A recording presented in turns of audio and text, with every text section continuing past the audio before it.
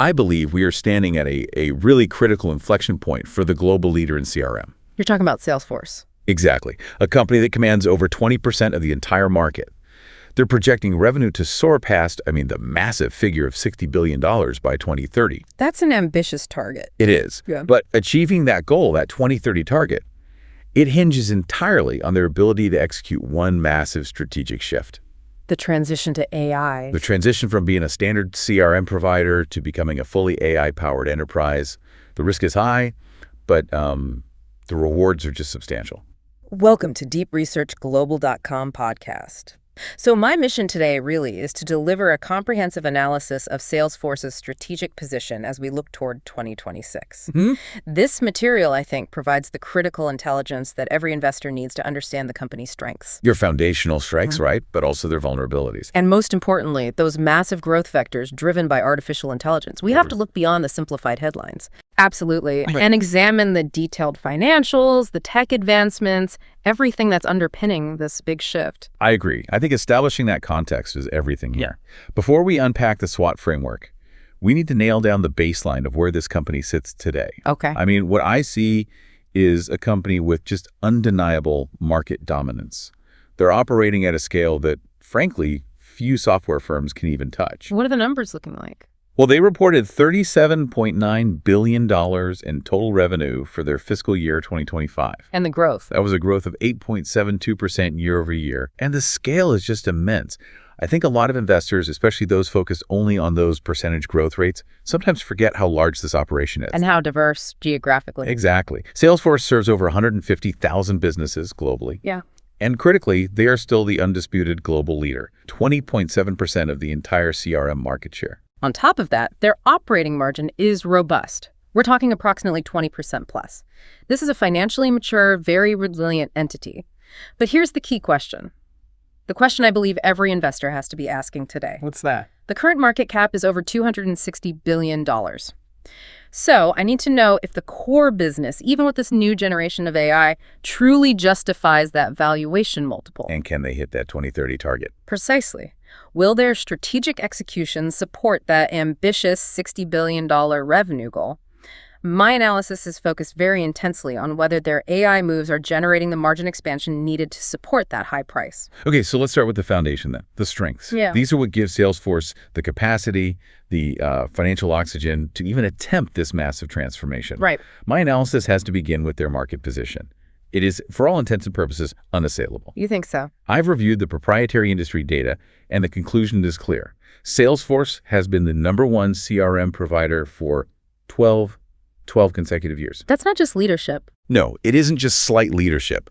This is absolute dominance. And that translates directly into tremendous brand leverage and, crucially, inertia within the enterprise space. Yeah. When I look at the competitive gap, the numbers just speak for themselves. Lay them out for us. Salesforce holds 20.7% market share. Just think about the scale of that lead. It's huge. It significantly outpaces the next closest competitor, which is Microsoft, sitting way down at 5.9%. And the others are even further behind. Oracle's at 4.4%, SAP's at 3.5%. This kind of persistent multi-year leadership, it creates this institutional brand recognition and trust within CIO offices globally. That's a type of trust you just can't buy overnight. You can't. And it gives them the leverage to effectively set the industry standard for how AI will be integrated into the whole CRM lifecycle. And that dominant position you're pointing out, it's fundamentally supported by their robust financial health and what I call a fortress of predictable recurring revenue streams. The subscription model. Exactly. I always prioritize predictable cash flows when I'm evaluating a SaaS company, and Salesforce really delivers here. For fiscal year 2025, 94.2% of their total revenue. Almost all of it. A massive $35.7 billion came from subscription and support. This entrenched model creates highly predictable cash flows. It's a powerful shield against the kind of macroeconomic volatility we're all tracking right now. And what's more, I've noted some really significant recent momentum, specifically in their capital efficiency. Okay, tell me about that. In fiscal Q3 2025, total revenue was $9.44 billion. That's up a solid 8% year over year. Which is good, but not spectacular for a tech giant. True. But the real signal for me, and the one I think investors should pay the most attention to, was the free cash flow. the FCF figure. It came in at $1.78 billion, and that metric was up a staggering 30% year over year. 30%, that's a huge jump. It's an accelerated capital efficiency that demonstrates a crucial transition. Even as revenue growth slows to the high single digits, the profitability engine is accelerating dramatically. And that's what supports the current valuation. It is, and it allows them to reinvest heavily in that AI transition. I should probably also break down where that core subscription revenue is coming from because it shows some key diversification. Good idea. Service Cloud is the largest single piece at 25.4% of subscription revenue. It's followed closely by Sales Cloud at 23.3%. So it's not all just sales anymore. Not at all. And their platform and other components, which include their recent acquisitions, make up another robust 20.3%. So what does that tell you? It confirms the company isn't dangerously dependent on a single product line. They have a diversified base to fund all this future innovation. Okay, so let's shift to their innovative strength, which is really the key to that $60 billion goal. I see Agentforce as the company's primary differentiator moving forward. Explain what that is. Because it's more than just a chatbot. Oh, it's not just a standard chatbot implementation. I view Agentforce as a genuine paradigm shift in how business applications operate. It involves deploying autonomous AI agents that can handle complex business processes across the entire Salesforce suite. You mean sales, service, marketing, all of it? All of it. Yeah. Sales qualification, customer service ticket resolution, marketing segmentation. They're aiming for digital labor that augments and in some cases, might even replace a significant portion of manual employee effort. And the early results from Agentforce are incredibly impressive. I think this has to give investors confidence in this aggressive strategic push. What kind of results are we seeing? Since the platform's launch, they've already closed over 12,500 deals that feature these new AI capabilities. That's quick adoption. It is. And internally, they report achieving an astounding 85% autonomous case resolution rate for their own customer support. 85%. Think about the cost savings there. It flows directly to the bottom line. And externally, early customers are showing a 1.8 times higher lead conversion rate. And the goal they've stated is just. It's ambitious. What are they aiming for? To empower 1 billion agents by 2025. 1 billion. It just shows the sheer, almost unimaginable scale of the potential monetization they're targeting. This Agentforce platform, in my analysis, is the single most powerful catalyst that could push them toward that $60 billion mark. So if they fail here? If they fail here, the entire long-term thesis is questionable. But Agentforce can't just exist in a vacuum, which brings us to its foundational requirement. Right. It needs data. A lot of clean, unified data. And I view Data Cloud, which some might still know as Data 360, as the absolutely essential strategic binding layer. This is not a luxury product. That's a necessity. It's the necessary foundation for Agentforce to function effectively. You simply cannot deploy autonomous AI agents making high-stakes business decisions without a unified, real-time, trusted customer profile. And Data Cloud provides that. It delivers that unified profile, and I'm seeing phenomenal commercial momentum in this area that really validates its necessity. The adoption rates. Customer adoption surged 140% year over year in Q2 fiscal 2026. 140%. Furthermore, the combined Data Cloud and AI annual recurring revenue, or ARR, already exceeds $1.2 billion. And the growth on that. It's up a staggering 120% year over year. This rapid triple-digit growth tells me that investors should be monitoring Data Cloud ARR as the single most critical KPI for this entire AI transition. It's the engine that feeds the Agentforce brain. Perfectly put. Absolutely. And when you combine that innovative push with their comprehensive ecosystem and geographic reach, it creates a massive, almost impenetrable moat. The lock-in. The lock-in. The integrated product suite, Sales Cloud, Service Cloud, Marketing Cloud, Tableau, Slack, MuleSoft, it creates massive switching costs for large enterprise customers. Rinse her in, you're in. It becomes prohibitively expensive, time-consuming, and operationally risky to rip all of that infrastructure out. And from a geographic perspective, this global footprint is a crucial mitigation against regional economic risk. Right, they're not just reliant on the U.S. The Americas still dominate, sure, at 66.3% of revenue. But I noted that Asia-Pacific showed the fastest year-over-year growth at 12.21%. And Europe is a big piece, too. Europe is a major component, representing 23.5% of revenue. This diversification provides a steady baseline of cash flow, even if one major region faces sudden economic headwinds. It makes their revenue stream much less volatile. Okay, so that foundation is clearly solid, financially and strategically. But I have to advise investors that there are significant ongoing challenges that threaten the execution of this AI thesis. Let's get into the weaknesses. The first major weakness I see is the vulnerability created by their established premium pricing model. They're not cheap. They're not. And I have to warn investors that this creates market vulnerability, especially in the small to medium business segment, the SMB segment. Which is the next big frontier. It is. Salesforce is fundamentally an enterprise solution, which means a high total cost of ownership. My question is, can they sell Agentforce effectively down market? Or will the complexity prevent that? And to put specific costs into perspective for you. Yeah, let's hear them. Typical initial implementation costs, even for a standard setup, can range from $75,000 to $150,000. And that's just to get started. That's just to start. For complex enterprises, I've seen deployments run well over $200,000, and then you have the ongoing costs. Annual support fees can be 15 to 20% of the initial license costs. That high barrier to entry opens the door for competitors. It absolutely invites nimbler competitors like HubSpot or Zoho to chip away at the market aggressively, especially when they can offer 80% of the functionality at maybe 30% of the cost. And that premium pricing, that high TCO, it feeds directly into my next major concern: integration complexity and recurring implementation challenges. The hidden costs. Even with all their tools, with MuleSoft and Data Cloud, I still see recurring struggles when large organizations try to adopt and fully integrate the Salesforce ecosystem. What kind of struggles? Well, implementation teams frequently struggle with complex, time-consuming data migration from legacy systems. That's a massive resource drain. And then there's what I call the lock-in paradox. Explain that. While their ecosystem is sticky, the sheer technical complexity of integrating MuleSoft and the new Data Cloud layer with those old enterprise systems, it still requires significant customer resources. We're talking years, not months. And I've seen over-customization become a real problem, too. A huge problem. They bend the platform to meet legacy needs, creating massive technical debt that restricts their ability to upgrade to the new AI features seamlessly. Building on that complexity point, I believe this next weakness is a crucial risk factor for a company that the market still, somewhat optimistically, views as a growth stock. You're talking about the decelerating revenue growth rate. The trend in the financials is just undeniable. Investors have to acknowledge it. What's the drop-off look like? The growth rate has fallen consistently from a peak of 24.7% in fiscal year 2022 to just 8.7% in fiscal year 2025. Now, to be fair, 8.7% growth on a $37.9 billion base is still a lot of money.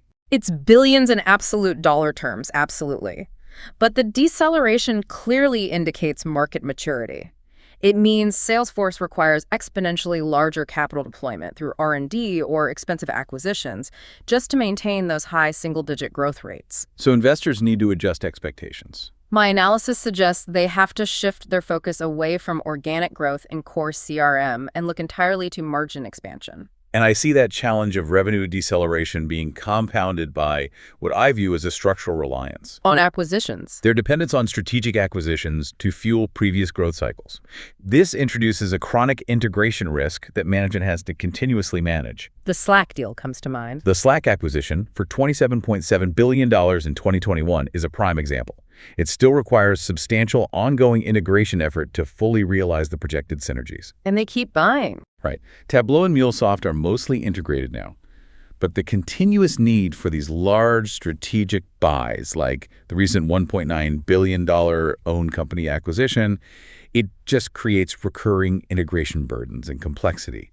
It ties up immense executive attention and capital. My final point on weaknesses relates directly to the internal side of their aggressive AI strategy, and that's workforce restructuring concerns. This is a potential internal execution risk. It is. I'm noting the highly publicized 2025 layoff of 4,000 employees. And those were concentrated. They were, primarily in customer service and operational divisions, which directly correlates with the success of the new AI agents taking over traditional support functions. So on one hand, it shows operational efficiency. It absolutely demonstrates desirable efficiency driven by Agentforce, but it raises significant investor questions about employee morale and company culture during this period of massive transformation. So you're worried about execution. I need to monitor their execution capabilities very closely. A workforce in transition, dealing with job security fears, can sometimes stumble, and that could impact customer adoption during this critical AI ramp-up. Okay, let's move to the upside. The opportunities are enormous, and as we've stressed, they are overwhelmingly centered on this massive AI pivot. Where do we start? First, I calculate that the expanding total addressable market, or TAM, provides a sufficient and generous runway for continued growth. It helps cushion any core product slowdown. So the market itself is still growing nicely. But the global CRM market is projected to reach about $123.24 billion by 2030. That's growing at a robust 8.7% CAGR. So they can grow just by riding that wave. That expansion alone provides a significant runway for them to grow from their current base without necessarily having to steal massive market share. The underlying market growth is a powerful financial tailwind. And the critical driver of the company's future valuation, the main reason I remain constructive on the stock, is the AI monetization acceleration. I view AI as the single most significant growth opportunity because the rapid deployment of Agentforce gives them a powerful first-mover advantage in agentic AI for the enterprise. They're not chasing, they're leading. Exactly. And the platform approach is key to capturing this value. It ensures Agentforce integrates natively across the entire ecosystem, Which instantly increases the value of everything else. simultaneously. Sales Cloud, Service Cloud, Marketing Cloud. The entire suite becomes more indispensable, and I'm seeing acceleration through their industry focus. They have more than 16 specialized, industry-specific Agentforce solutions. Which allows them to close bigger deals faster. Much faster than generic AI competitors. That's a significant barrier to entry. I agree completely. And the data cloud monetization and cross-sell potential are just enormous and highly strategic. That 140% customer growth is the signal. It's a clear, undeniable signal of a major revenue opportunity. I view it not just as a product, but as the essential binding layer for that customer 360 view. And more importantly, it actively drives the adoption of higher value products like Agentforce. It's profoundly strategic because data integration creates maximum switching costs. It's the ultimate lock-in. When a customer unifies all their data on the Salesforce platform, it locks them in further. And this strong data foundation allows Salesforce to command premium pricing for the advanced AI that's layered on top. Another powerful, but I think often underestimated opportunity is the accelerating growth of the Salesforce economy ecosystem. The network effect. It's a powerful network effect that generates profound indirect benefits that are hard to quantify but easy to see.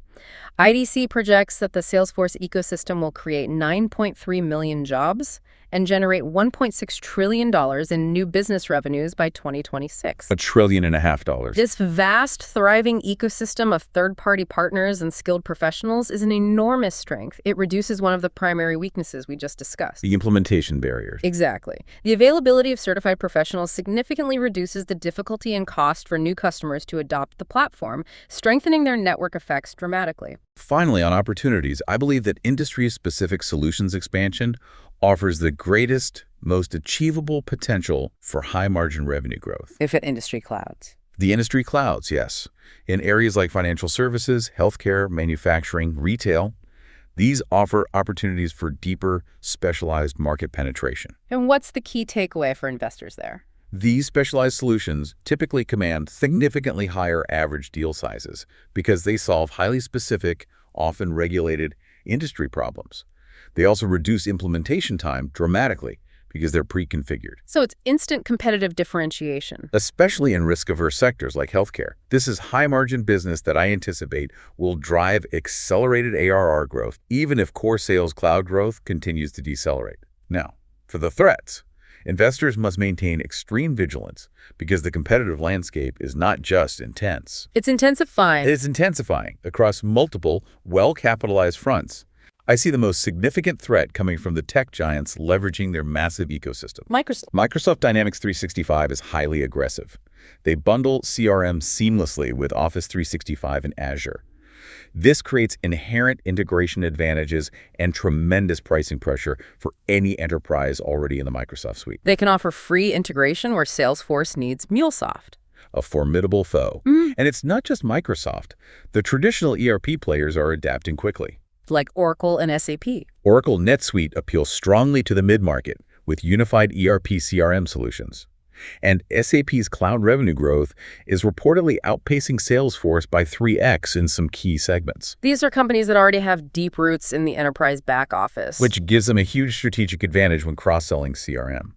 And let's not forget the lower end. I'm still monitoring competitors like HubSpot and Zoho, who continue to erode market share in the SMB segment with user-friendly interfaces and hyper-competitive pricing.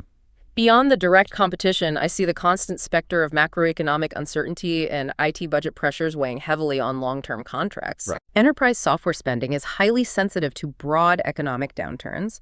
Recessions lead directly to increased budget scrutiny, delayed investment decisions, and potentially customer churn among smaller clients. And that means longer sales cycles. I anticipate that prolonged economic ambiguity will cause elongated sales cycles. Organizations will require significantly more levels of approval, which can dramatically slow down Salesforce's ability to close those large, multi-million-dollar deals they desperately need to hit their growth targets. My major concern on the technology front is that while Salesforce clearly leads with Agentforce today, the rapid, almost instantaneous evolution of AI means new, truly AI-native companies could quickly disrupt these traditional CRM models. That's a real threat. I worry that advanced AI capabilities will quickly become what we call table stakes rather than a true differentiator. Everyone's investing heavily in it. Microsoft, Oracle, SAP, they're all investing in large language models and are quickly catching up. This means Salesforce must commit to continuous massive investment just to maintain their lead. I also see open source AI alternatives as a long-term threat that could erode their premium pricing power. Finally, we have to acknowledge the increasing burden and financial cost of regulatory and data privacy challenges. A global and expensive threat. It's only growing. Increasing global regulations like GDPR in Europe and CCPAC PRA in California create significant compliance complexity and cost, especially for a platform managing so much sensitive customer data. And now there's AI governance on top of that. Exactly. Evolving regulations around AI decision-making, transparency, and bias introduce a new, unprecedented layer of risk. Navigating this complex regulatory labyrinth requires significant legal and tech resources, which directly impacts their operating expenses. Okay, so based on my analysis of these 4 quadrants, I can summarize my investment thesis. My long-term view remains constructive, which leads me to issue a buy perspective today. What's the rationale? It's supported by 4 key strengths. Dominant market share at 20.7%, clear AI innovation leadership with Agentforce, highly predictable recurring revenue, and that strong, verifiable momentum from Data Cloud. It's a rare combination of moat and innovation. It is. Yeah. And when I look at the valuation, Salesforce trades at about 5 to 6 times forward revenue. I consider this reasonable for a high-quality SaaS leader with this kind of AI-driven upside. So what's the time horizon? I'd suggest a 3 to 5 year investment horizon to fully capture the entire Agentforce AI monetization cycle. I acknowledge the optimism, but to support that long-term thesis, I'd strongly advise investors to maintain extreme vigilance over several key metrics every single quarter. What are you tracking? I need to track the core revenue growth rate. It has to stay above 8% year over year. I need to see accelerating growth in the Data Cloud ARR. And critically, I need to see their operating margin trend solidly toward 25% plus, showing the AI efficiency gains are flowing to the bottom line. And retention. And the customer retention rate must stay above 90% to fight off competitive poaching. And if I were to identify potential red flags, What would cause you to reconsider? I would view revenue growth falling below 7% for 2 consecutive quarters without a corresponding margin expansion, or a significant slowdown in Data Cloud adoption as potential red flags, Warranting immediate concern. and a reevaluation of my investment thesis. Those metrics would signal a failure to execute the AI transition. Okay, for portfolio positioning, I have a few suggestions for different risk appetites. Okay. For growth-oriented investors, I'd recommend treating Salesforce as a core holding, perhaps a 3 to 5% portfolio allocation.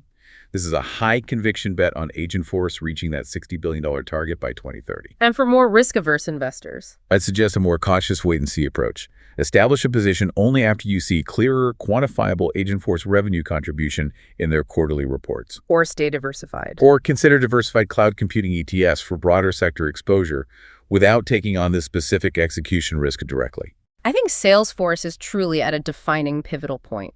They are transitioning from being a CRM leader to a true, potentially disruptive AI-powered platform. Right. And the long-term success of my investment thesis really hinges on the execution against 3 critical questions, which I advise all investors to think about carefully. What are they? First, Can Salesforce successfully monetize AI through Agentforce at massive scale? Can their tech lead translate into sustainable premium revenue? Exactly. Second, will Data Cloud truly secure its place as the essential, sticky, high-margin revenue driver that locks out competitors? And the final question. And finally, can the company maintain its high-margin market leadership while simultaneously defending against these aggressive moves from giants like Microsoft and SAP? A lot to watch. Their immense financial strength and impressive innovation track records certainly support the constructive long-term case, but I advise careful quarterly monitoring of their execution against those AI monetization milestones throughout 2026. Thank you for listening. Subscribe to deepresearchglobal.com for more latest business news briefs, company analysis, and investment insights.